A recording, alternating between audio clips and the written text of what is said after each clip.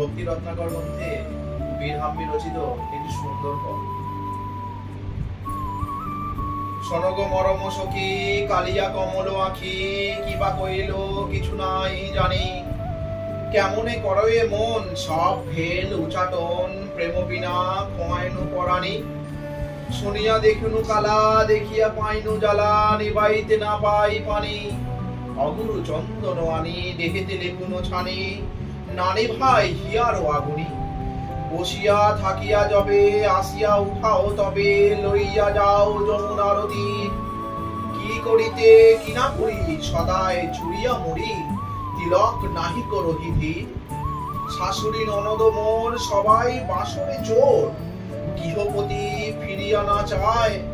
এ বীরহাম্বি রচিত শ্রীনিবাস অনুগত, মজি গেল